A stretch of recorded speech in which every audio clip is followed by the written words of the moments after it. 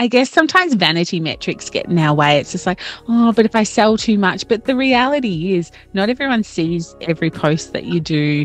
Not everyone who Yes. follows you sees all that. So it's probably at the point where you're like, I'm so sick of selling this thing that people are probably just starting to take notice of it and are probably starting to think, oh yeah, I've probably had enough touch points now to buy that. Hello, beautiful friends. I hope you are doing so well today. Welcome to the Seriously in Business podcast. My name is Jacqui. I'm a graphic designer who just loves teaching business owners how they can create their own graphics. And so today we've got a really cool episode for you. I'm interviewing the wonderful Jenn Donovan. And so Jenn is like a marketer, an extraordinaire. We're actually going to hear her story of how she got in there. It involves going from law to just randomly buying a shop to going into marketing. It was such a cool story. And we chat about the 3 mistakes that you might be making in your business around marketing. So what things may you be doing wrong, not prioritizing, not doing, and then we want to dig into what those 3 things are. So I know you're absolutely going to love this episode. And if you haven't already, make sure you hit Jenn up on social media. And just thank you for being here. Thank you for being a listener. Thank you for being a subscriber. And if you are enjoying this podcast, feel free to let your friends know about it too, because I would love to help more people with this podcast. All right, so let's get to know Jenn a little bit. Jenn Donovan is a marketing thought leader, change maker, coach, and mentor for small businesses, international keynote speaker, best-selling author, and podcaster. She has 3 podcasts. She is also the founder of Social Media and Marketing Australia, founder of an extremely successful community on Facebook called Buy from the Bush Business, which is currently at 367,000 members. And she's also the co-founder of Spend With Us, Australia's answer to Amazon, but only for rural and regional small businesses. Jenn takes her clients from invisible to invincible using strategic marketing principles, and is also a community leader and a community believer, and is on a mission to ensure that the lost art of human-to-human marketing and community are seated firmly in everyone's marketing strategy. So I hope you enjoy this episode. Let's get into it.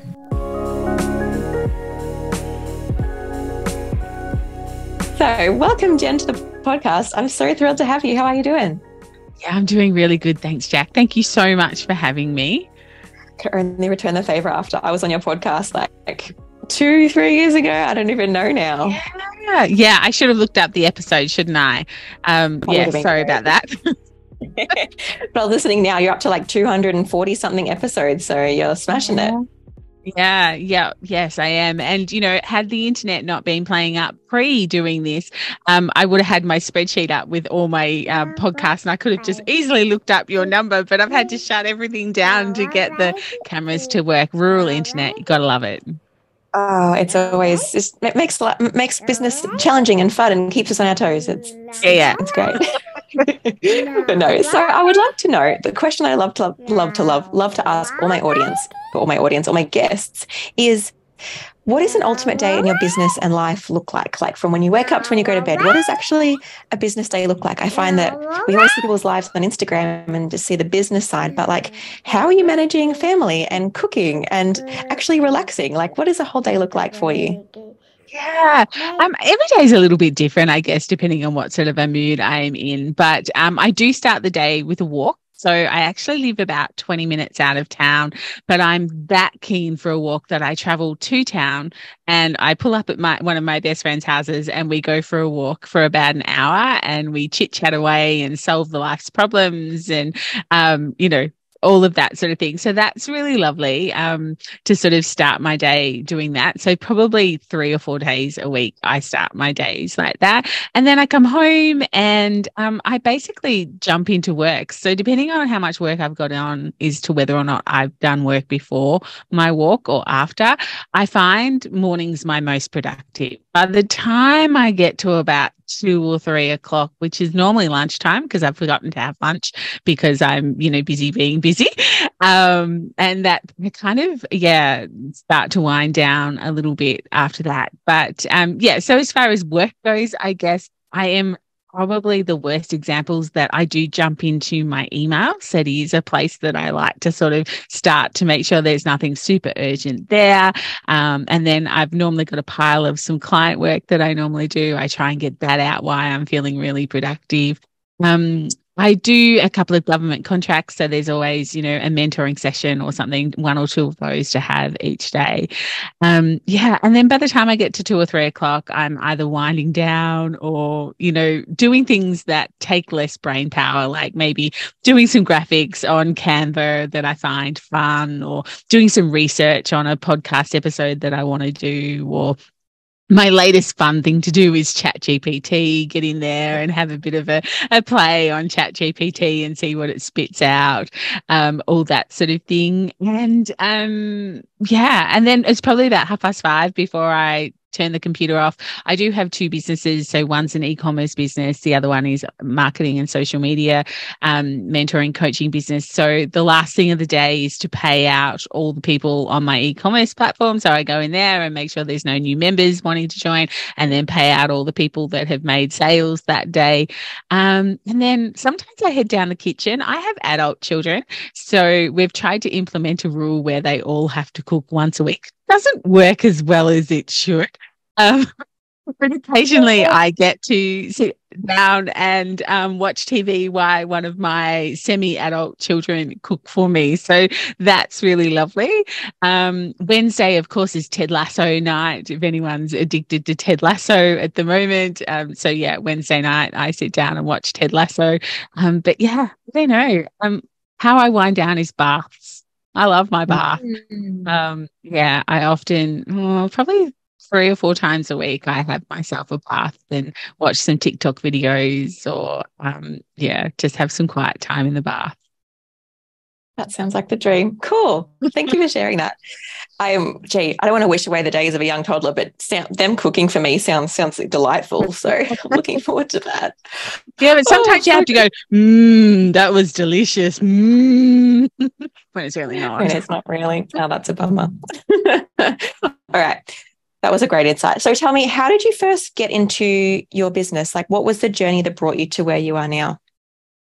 I guess straight out of uni and school, I went into law, and I did that for about probably 17 or 18 years. And as my story goes, my best friend and I got way too much wine into us one night, and we decided to throw in our corporate jobs and buy a shop. We were like, we just want to work for ourselves and we want to play shop. And I remember like getting out the local newspaper. Oh my God, that shop's for sale. We should buy that shop. And before I knew it, we'd bought the shop and we had a shop, and I'd quit my law job. And I'm like, I don't really know how that all happened. It happened very, very quickly.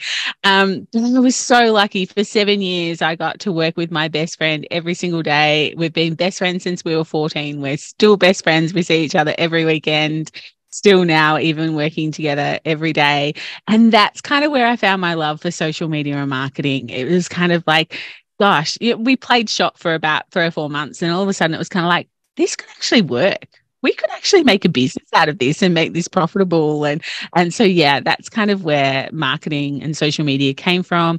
And when we sold that business, I went into a partnership with my mentor. So I always had a mentor and a coach when I was in my retail business. And he said, come and join me. You do the social media, I'll do the marketing. So we traveled around Australia doing all of that. And that lasted for probably a good 18 months. But after a while, it was just like, I miss home. I miss my family. I was away so much. So I, decided to do it for myself. So for the last 6 years, I've been doing marketing, coaching and mentoring and, podcasts and all sorts of things. So that's kind of how I got to where I am. That's a great summary. I love it. Just like, just put a shop. Yeah, just went amazingly. And then I was like, I'll sell that and I'll do this other thing that I'm magically good at now too, because I've just got a brain for it. That is so cool. I love that story. I didn't know that about you. So thank you for sharing that. Okay. So obviously marketing is a massive passion of yours and you clearly know your stuff. And so for my listeners, what do you see are 3 common mistakes that business owners are making with their marketing at the moment? Like, what are some things that we can improve on and change and do differently to help our businesses succeed more? Because I don't know if you agree with this, but I believe that there are so many good businesses that aren't succeeding. And the main reason is because of their marketing. They've just got this great idea, but no one knows about it, or it's not strategic around how they're presenting it to the world. And so no one's buying from them, even though there's nothing wrong with the actual product or service. It's the way that they're marketed that's letting them down.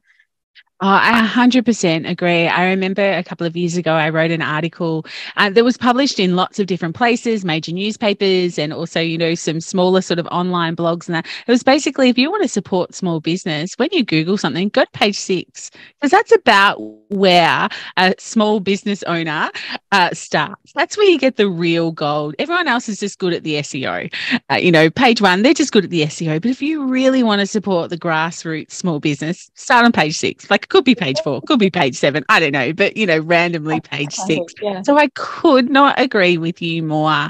And I think the number one mistake that I see small business owners making, and everyone is going to hate me for saying it, but I know, Jack, that you will back me up here, is showing up. The human to human marketing side. If you want to stand out from a crowded marketplace, there is one thing that sets you apart from everybody else, and it's you. Like, no one does business like you. No one can sell whatever it is that you're selling like you. And yet so many small business owners hide behind their product. They hide behind their services. They don't allow people to get to know, like, and trust them. And I think as podcasters, we know the power of voice. We know the power of showing up for our audience. And I think it is something that's missing from a lot of people's marketing, is the actual showing up. And I get it. People hate the way they sound and people hate the way they look and things like that. But, I remember having a conversation a couple of years ago with my friend Sam, because I had to do a Facebook Live through a program that we were doing. And he got so sick of me whinging. He just basically looked at me and said, Jen, you look and sound the same to me right now as what you will on the Facebook Live. So just go and do it. Stop being annoying. And he made me cry that day, but it was so true. Like, we can talk to other people, we can communicate with other people, but put a camera in front of us and we freeze and we think we should look and sound different. Yeah. No, I totally agree with that. There's something really special about when you feel like you know a business owner. Like, I think about some of the small businesses that I purchase from and I work with. One of the reasons I've worked with them, or one of the reasons I keep going back to them in particular, is because I'm like, I want to support you because I feel like I know you. I feel like you're not just a face in some random big corporation. You're like a little person with a little family, and I want to be someone that supports that. And then the other side of, actually, I feel like I know you and I get along with you, and I would like, I want to be a little bit friends with you, even though it's just between purchasing from you. And so I just love that idea. And as you said, like, there's that point of, a lot of people have this fear around showing up and this fear around putting their face out there or their voice out there. What are some good tips around wading into this area if there's someone who is feeling really, I don't want to do this at all, don't make me do it? I suppose there's a few tips. Like, one of them is to get a professional photographer in. And I know that costs money, and I know that, small business owners can sometimes, it's not always in the budget, but sometimes having a professional photographer who makes you feel comfortable, makes you giggle, and captures those beautiful photos of you, that can help. The other thing that can help, that are probably more free, is, the boomerang. I know not many people sort of use boomerang photos anymore, but, it's just basically a 3-second clip of you moving or doing something. There's slow-mo sort of videos that you can take, or the other one that completely has gone through my head, where you record like 10 minutes of film, but it's only like 10 seconds when it plays back. Like a time lapse. Yeah. Like time lapse. That's the word I was looking for. Or just setting your camera up. And I know, Jacqui, you do this really well. I've seen you do this a few times. It's just basically capturing you working away. So you're not looking at the camera, you're not talking to the camera. It's just basically somewhat you forget the camera's there and you're just going about your natural day. Or use your voice. Like, if you are trying to highlight particularly a product, if you're a product-based business, and you're explaining the product, like, yes, you're filming the product, but it is your voice that the audience is hearing and that sort of thing, rather than, just using captions and writing a caption or something. So I think there are a couple of easy ways to ease into it. But somewhat, I think, I need to encourage your listener to sort of go to your social media platform of choice, pick up your phone and tell the audience 3 things they don't know about you. And I promise you, it will be one of the most loved, liked and commented on posts that you've probably ever done. Yeah. I love that. And like, some of those things, are still going to be scary for people, but it's that decision of this is going to be worth it for my business. And this is going to make, I find it so much funner in business when I'm feeling like I can be myself. Like when I feel like I can show up as me, when people are actually not rejecting me for me, but they're like, oh, hi, Jacqui. I love how you talk fast. Or someone said that I didn't realize that I did the other day. She's like, I love how you say really, really, or so, or like that's how you emphasize a point is I use my word twice. And I was like, didn't even realize I did that, but she loves that about me. Cool. How much has she listened to you and watched you to have picked that up? Like, that's I know, right? She's only even a new follower. I was like, oh, this is cool. And so, thinking those things through. And I love the professional photos idea too. Like, as you say, it can cost money, but even if lots of photographers have like those mini headshot days where they get like 10 business owners will come in and you only have to pay for like half an hour worth of their time and they have it like discounted than buying them for a whole session. And it's just a great way to get like 5-10 photos. You just like, actually, I don't look so bad. Like, this is nice. And you just put one photo out there and see, wow, no one hated me for that. No, the world didn't collapse. Amazing. And you know how they say there's like 2 weeks between a good haircut and a bad haircut? There's about 2 months between a bad photo and a good photo. You get your photo taken and you think, oh, I don't like that. And then a couple of months later, you're like, okay, that's not too bad. I should actually use that one. And of course, following you and, taking lots of tips and tricks that you do, you can repurpose that one photo so many times and put it on different backgrounds and do different things with it. And if you're thinking like your suggestion then of getting, going to a headshot day, you're like, well, I don't know. There's nothing like that around me. Gather 10 of your friends or gather 5 of your friends, book a photographer together and just do it. Be the action taker rather than the follower and just get it done. Yeah, I've had some friends in Tassie that did that recently. 3 of them got together, borrowed a photographer for the day or hired a photographer for the day. And like the photos turned out so incredible. And I was like, that's such a good idea. So amazing. All right. So that's kind of mistake number 1 of not forgetting to show up and to be yourself and to put yourself out there a little bit. What's mistake number 2 that you see business owners doing? It depends on what sort of a business you've got. I find that you're either one camp or the other with this one, but no selling. People forget to actually sell what it is that they actually have to sell. So sometimes e-commerce businesses do it too much. It's kind of like, buy my candle, buy my other candle, buy my other candle, buy my scarf. And you're kind of like, okay, what else you got for me? Like, where's your human to human marketing? Where's the other bits of a business that makes you stand out? And then other businesses that you can scroll for a long time before they actually say, I have this for sale. Would you like to buy it? Sometimes people do lots of good calls to action and there's like, subtle selling, but an actual, here it is, buy it type of thing. I find that, some small business owners, because they feel that it's icky to sell. But unfortunately, you're in business and we're allowed to make money. It's kind of the object of being in business. So we do have to sell. Don't sell your soul to the devil, but you do actually have to sell at some stage. So if you look at your Instagram, it's a great example because you can see your grid really easily. If you look at your grid and you're like, oh, I haven't actually sold anything or had a post in the last 9 posts where I've sold something, or you look at the last 9 posts and you're like, oh my God, all I've done is selling. That's something to sort of think about when you're listening, to this chat here. And maybe it's not selling season and that's okay. If you're not in a selling season, then that's okay. Ignore this piece of advice until you are in selling season. But just be really aware of whether you're selling too much or not selling at all. Yeah, I love that. And I think in my world, I think it's that side of the spectrum of forgetting to sell and feeling icky of selling. And we forget that, like, even myself, I have to coach myself through this of, Jacqui, you are a business. People are following you for your Canva tips and for your branding advice, but they know that you're a business. You are going to sell. I can't just give out free tips because that's not going to make me food.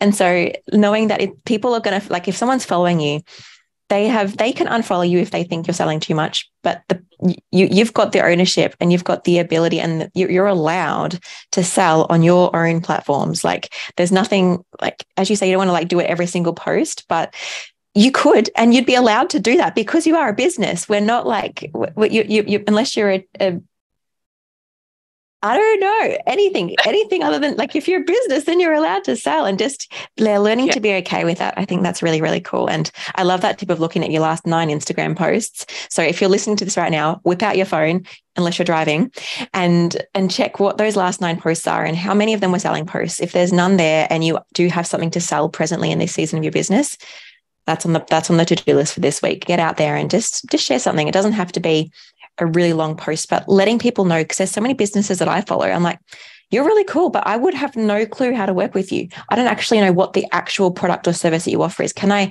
hire you? I would love to hire you, but I'm not going to go through and doing all the hard work to find that out. I just want you to tell me, how can I hire you? So don't be afraid to put that out there. Yeah, I totally agree. Yeah. You've got to make it easy. You know, people are busy and we are so super lazy. It's just not funny. So, you know, make selling simple for them. You know, make yourself easy to buy from. But also sort of realize that I guess sometimes vanity metrics get in our way. It's just like, oh, but if I sell too much. But the reality is not everyone sees every post that you do. Not everyone who follows you sees all that. So it's probably at the point where you're like, I'm so sick of selling this thing, that people are probably just starting to take notice of it and are probably starting to think, oh yeah, I've probably had enough touch points now to buy that. But the reality is, yeah, not everyone sees everything. Not everyone interacts. And if they do, they've probably already bought it because they're a super fan anyway. That's so true. Yeah, I totally agree with those points. Firstly, because I actually had a client who I know is on Instagram regularly, and not a client yet, future client, rest of the story that happens to be.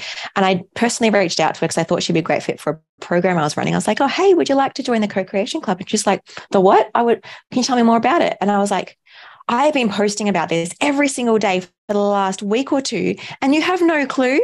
And I was like, oh, this is like the ultimate illustration in it's okay to sell more than once, because not everyone's seeing all your posts. And so don't be afraid. Like, don't feel like you're showing up too much. Don't feel like you're selling too much, because the chances are your posts are barely getting seen. And I don't know if you agree with me on this, but there used to be that stat going around of like someone had to see your content for like 7 times or something before they thought about purchasing. I'm hearing that number's going up and up and up and up. And so like it might be closer around 20 times or 30 times, I think I heard. And so you need to be in people's faces, not in a buy this thing all the time, but enough people are aware of what you're doing, and that you want to bring in the education pieces and all the other things. Like obviously that's really important, but not being afraid to bring in that selling piece as a key part of your posting schedule. Yeah, absolutely. I totally agree with all of that. It's something we've got to get comfortable with being uncomfortable about. And I think that's a really great lesson to sort of think, man, I'm so sick of this. And yet someone who I think would be great that hasn't registered with them. And the touch points are exactly that. And sometimes it's not the touch point that they don't know about it. It's the touch point of the taking the action. It's just like, yeah, I must do that. Oh, I must do that. Oh, yeah. I'm going to go and do that. And then, you know, you have to cook dinner, or you get distracted by a TikTok video or whatever has actually happened, and you still don't get around. So again, you've got to have another touch point to make you take that action. So yeah. I guess that comes down to knowing your ideal client and knowing how busy they are and how many touch points they actually need. So yeah, I agree with that. And like as a consumer, I always like if I see a sale on something or I see someone offering something, I'm like, I won't take action on that yet, because I expect that they're going to post about that again at a time where it's going to be more convenient for me to go take a look. And if they don't, I'm like, I get mad and I'm like, it's closed now. Why don't you post about it again? I was going to buy that, but I just didn't. I needed a reminder. Yeah. Or you're like, oh, I'll do that. And then you can't remember who posted it. And you're looking for hashtags that they might have used, or you're trying to use keywords to kind of search, and you can't find it. Like, oh man, I'm just going to have to wait to see if the algorithm serves it up to me again, because I can't remember who it was, but I really wanted it. So yeah, they're important lessons. And I guess, yeah, that's a good lesson to sort of think about your own habits and, your own shopping habits, and then go, well, if I was my own ideal client, no wonder I'm not selling that, because I don't sell it often enough. Yeah, I love that. All right. So that's tip number 2, mistake number 2 of people forget to sell. What is the third mistake you find people are making in their businesses to do with marketing? Yeah, so I think it is not making marketing a priority, basically. It's kind of marketing becomes a sometimes activity or a when I get time activity, and they just don't have a strategy behind it. So it's kind of like, ugh, it's Mother's Day next week. I better put some posts up about Mother's Day. What am I going to post about? Oh, post, but there really wasn't the strategy behind it. You didn't think about it, 4, 6 weeks in advance and go, radio, this is actually what I'm doing for Mother's Day, or this is how I'm going to get more business during winter because winter's particularly quiet for me, or like leading that horse to water type of thing. But yeah, so they either don't make it a priority, or when they do, it becomes a rush job rather than something that is strategically done inside their business. And really, my Yeah. business is this, to try and encourage people to make marketing a priority, to kind of make that appointment with yourself to go, every week, every month, every day, depending on how you work, to sort of go, what's my marketing going to be? What's my strategy going to be? 30 days, 60 days, 90 days. Yeah. Okay. And say if we were to have, I love that idea of having a bit of an appointment with yourself to work out what your marketing strategy is like even thinking about, I guess, what would you recommend is some good things, some good questions to ask yourself in like a little meeting with yourself around those things? I imagine maybe thinking about, the things coming up in your business and how you can prepare your audience to want to buy those things, or planning the marketing strategies around each of those things. What else could we be thinking about? Yeah, so I try and theme my business a little bit. Like my e-commerce business that I have, which is an online marketplace. I sat down at the start of the year and I went through the calendar and wrote a different theme for every single week. So that's what we sort of concentrate on, our socials and our email marketing and that sort of thing. So they're things like, when's NAIDOC week? When's Mother's Day? When's Australian Made Week? When's Father's Day? What other sort of things are out there, and kind of mapping all that out. And then you can kind of see the gaps. Okay. So, in July, I've got nothing to talk about radio. What am I going to fill the gaps with in July? And that works really well for that e-commerce business. And especially if you've got a bit of a team who also helps you with the marketing, you've kind of got to give them, I guess, ideas and strategies on how you're going to do that. But other questions, just like what's coming up, but what's not coming up next week, what's coming up in the next 30 days, 90 days, 60 days type of thing. And just trying to do a little bit of a mud map for yourself, or going back and having a look, what was I doing this time last year? What worked last year? Did it work? Did it not work? Having a look at your insights. But, again, coming back to the whole strategy thing, if you sort of think about, well, how many times do I sell? How many posts, or emails going out with selling? How many are actually about brand awareness?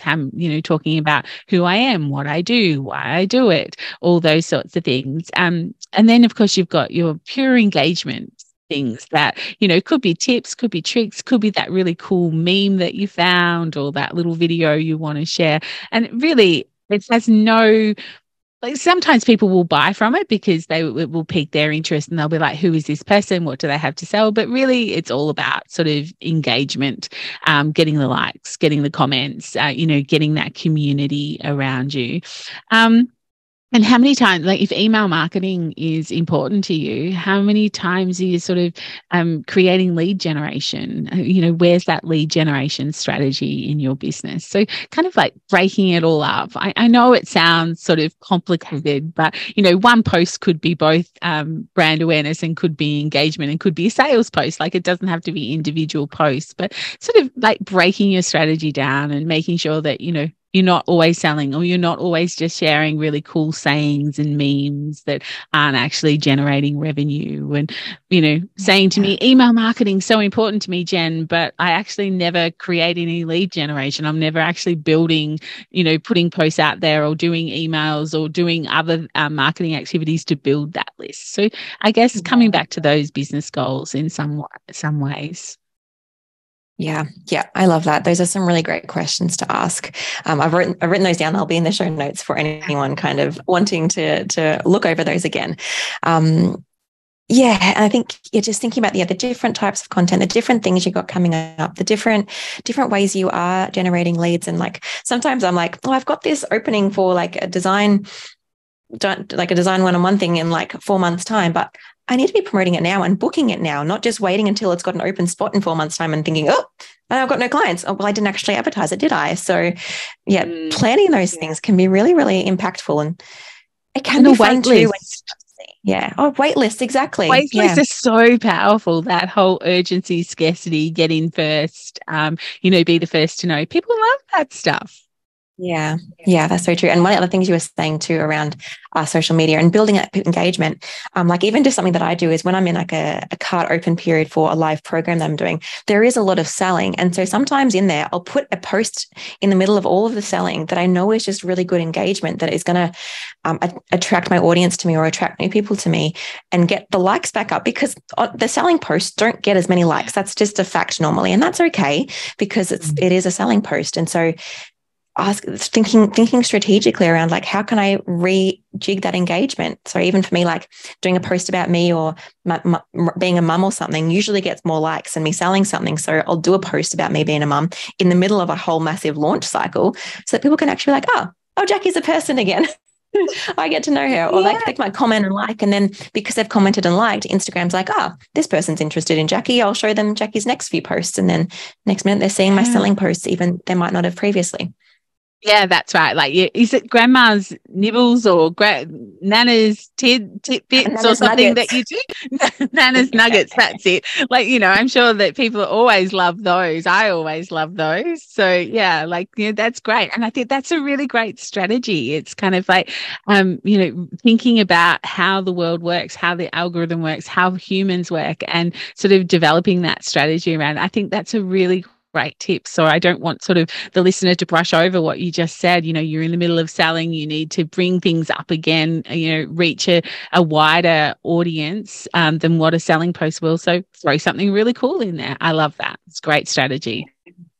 And so I guess the point of that is just to look at what works for your business and to remember that you can work with the algorithm and let people see you and it comes back to that first point of not being afraid to shop as you, because often that's what people love the most is like, I know for me, when I post a picture of me, that gets double the likes if I just do a text post, just from the fact that people are getting to know me and they're getting to my business, and people connect with people, they connect with eyes. Like it's just human nature. And so leaning into that rather than being afraid of it, I think can be really powerful. Yeah, absolutely. I totally agree. And I guess when I was sort of talking about showing up, one thing I didn't say was, if showing up means you have to put a filter on, whether that be cat's ears or just looks like you've got makeup on, then do it. Like it shows that you've got a filter on. It's not like you're tricking anybody to sort of go, I naturally look like this. Like we can literally see there is a filter on. So if that's going to help you show up, then just do it. These people are like, shouldn't use filters. I'm like, why not? Why not use a filter? We all know it's a filter. You're not tricking anybody. So just do it. If that's going to be the thing that is holding you back, just do it. Yeah, if that's going to be the difference between you showing up and not, then absolutely go for it. Like, yeah. It's hard. Like, yeah. No, yeah. I'm thinking like sometimes I'm like, I don't like posting filters, but at the same time, I 100% agree with you. If that's the difference between you showing up and not, please shop with a filter. I would rather you be there than not see you at all. Yeah, that is so true. So true. All right. Any final bits of wisdom for us before we wrap up today's episode? Probably just going back to, again, the whole reason why my business exists is to help people make marketing a priority or to encourage people. So, I've got a thing in my diary twice a week where I have to do my book work. So I've got 0 on a Monday afternoon and 0 on a Friday morning because I hate 0. I hate paperwork. I hate bookwork. If I don't have that appointment, I could go months without even until the accountant sent me a message and goes, do you need how's your BAS going? It's like, is it BAS time? So it's not on my list. So I make an appointment. And sometimes I ignore it, but it's there in bright yellow every single week. So I can't ignore it for too long. So that's what it takes for you to make marketing a priority, is putting that appointment in, consistently every single week or every fortnight, depending on how busy and, how much marketing you need to do. Then that's my tip I'd like to leave you with. Yeah, that's great. I love that. Let's get some dates going with ourselves for our marketing. Yeah. You could even make it really pretty. You could get yourself a piece of chocolate and a candle and be like, this is my marketing time. Or you could do it in the bath. Absolutely. That's less ideal, but yeah, make it fun. You can do that's the beauty of running your own business. You can make it what you want it to be. So why not do that? Take that myself sometime. I've certainly been known to be in the bath and come out dripping wet running to the office because I've got this really great idea and I haven't got anywhere to write it down. And so I have to write it down before I forget it. So, allowing yourself that time to relax, sometimes the best ideas can come. 120,000% agree with that too. That's so good. Okay. So how can we get in touch with you or work with you if we're interested in that, Jen? Yeah, thank you. So I hang out on the social media platforms, Instagram at Jenn Donovan _ I think on Facebook I'm at jenndonovan.au or something like that. LinkedIn's a place I like to hang out. So if you're keen to hang out on LinkedIn, come and see me over there. Otherwise, I'd love you to come and have a listen to the Small Business Made Simple podcast if you are looking for a podcast to add to the list. Or just reach out. Send me a DM. I love DMs. Love to have conversations in there. So yeah, thank you. That's amazing. Thank you for joining us, Jen. That was such a valuable discussion, and I'm so excited for how my listeners are going to get to implement those wonderful lessons you've shared with us today. So thank you. Thank you so much for having me. It's been a great chat. Thank you for tuning in for today's episode with Jenn and I. It was a wonderful discussion, and I really want to make sure that you feel encouraged to take some action today, whether it's just posting a little selfie or maybe even just posting a picture of your feet if you're trying to wade into showing your face and showing up in your business to build that trust and love and like factor.